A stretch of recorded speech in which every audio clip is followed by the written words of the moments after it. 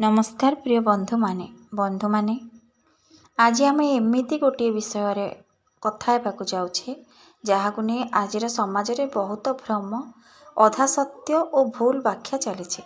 स्वामी का सहित भोजन कले स्त्रींकर कौन हुए? शास्त्र यह निषेध करिछि कि यह पाप ना पुण्य? यही समस्त प्रश्न उत्तर आमे मनुस्मृति, गृहसूत्र और पुराण और हिंदू धर्मर गृहस्थ आश्रमर आधार रे शास्त्रीय भाव में शांत मने बुझिबाकु चेष्टा करिबा। वीडियो को शेष पर्यंत देखंतु कारण शेष रे आपणक धारणा संपूर्ण बदली जाई पारे। हिंदू शास्त्र रे भोजनर अर्थ।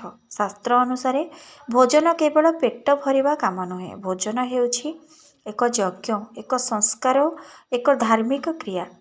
अन्न को शास्त्र रे ब्रह्म कहा जाइछि। अन्न ब्रह्मेति वैज्यनाथ।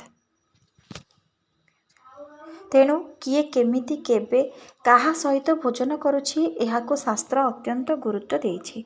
स्वामी स्त्री शास्त्र रे संपर्क। हिंदू धर्म रे स्वामी और स्त्री दुईटी शरीर गोटिए आत्मा। शास्त्र कहे धर्मपत्नी सहित बिना कौनसी यज्ञ संपूर्ण हुए नहीं।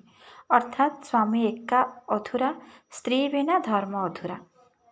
यही दृष्टिकोण जेतेबेले आमे स्वामी सह भोजन, स्त्री स्वामी बसिकी भोजन कथा कहू सेठारे पाप पुण्य ठारू आगरे धर्म और संस्कारर कथा आसे।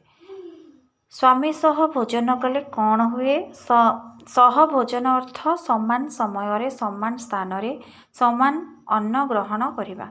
किंतु शास्त्र कहे समस्त सह भोजन समान नुहे। जेपरि साधारण भोजन, व्रत समय रे भोजन, यज्ञ परे भोजन, शोक औषध्य रजस्वला समय रे भोजन, यही सबूर नियम अलगा। शास्त्र कौन कहे? स्त्री स्वामी सहित भोजन कले शास्त्र रे केउठी मध्य साधारण भाव रे निषेध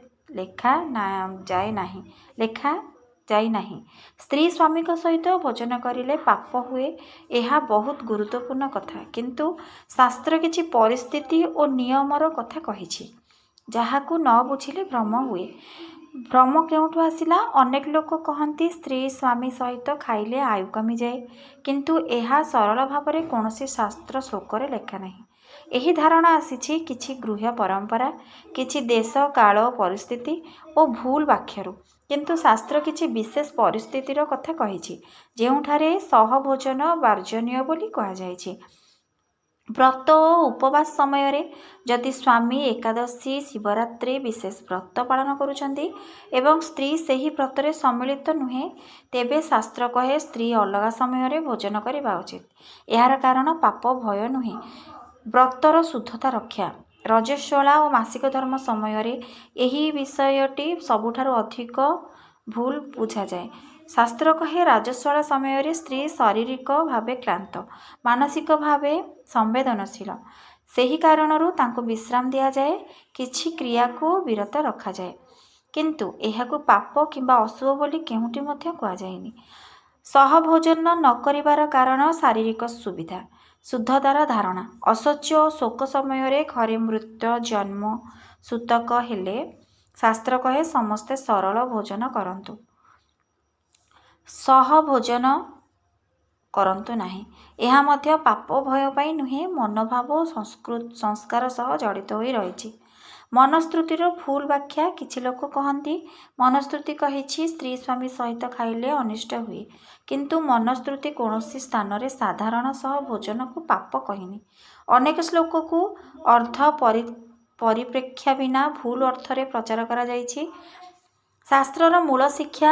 आजिर समय रे एबे आसंतु एही समस्त कथार मूल सार बुझिबा। गृहस्थ आश्रमर आत्मा। हिंदू धर्म रे गृहस्थ आश्रम सबुठारु महत्वपूर्ण। स्वामी स्त्री एकाठी यज्ञ करती, एकाठी धर्म चलांती, एकाठी भोजन करबा मध्य साधारण। जदि शुद्ध मन, सम्मान, प्रेम, संस्कार थाए, स्त्री आयु कमी जाए। यह केउठु एही कथा भय देखाई नियंत्रण, अन्नपड़ा परंपरा और सामाजिक भ्रमरू आसीछि। एथिरे कौनसी शास्त्रीय मत नाही। शास्त्र केउठु मध्य एहाको समर्थन करेनी। आजिर समय रे शास्त्र केमिति बुझिबे? शास्त्र कहे देश काल पात्र अनुसार धर्म। ଆଜି ସ୍ୱାମୀ ସ୍ତ୍ରୀ ଦୁହେଁ କାମ କରନ୍ତି, ସମୟ ସୀମିତ, ପରିବାର ଛୋଟ। ଏଥିରେ ସହଭୋଜନ ପ୍ରେମ ସମ୍ପର୍କ ସମ୍ମାନ ବଢ଼ାଏ।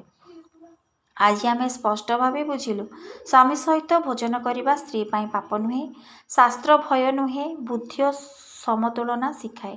କିଛି ପରିସ୍ଥିତି ନିୟମ ଅଛି, କିନ୍ତୁ ଏଥିରେ କୌଣସି ବି ସାପ ନାହିଁ। ଆପଣମାନେ କେଉଁ ସମୟରେ ଭୋଜନ କରିବା ଉଚିତ, କେଉଁ ସମୟରେ ନୁହେଁ, ଆପଣମାନେ ଏ ଭିଡ଼ିଓ ମାଧ୍ୟମରେ ନିହାତି ଜାଣିପାରିଥିବେ। ଶାସ୍ତ୍ରରେ କେଉଁଠି ବି ଏହାକୁ ପାପ ବୋଲି କୁହାଯାଇ ନାହିଁ। ସତ୍ୟ, ଧର୍ମ, ପ୍ରେମ, ସଂସ୍କାର ଓ ସମ୍ମାନ। କିଛି ପରିସ୍ଥିତିରେ ନିୟମ ଅଛି, କିନ୍ତୁ ଏଥିରେ କୌଣସି ଭୟ କରିବାର ନାହିଁ।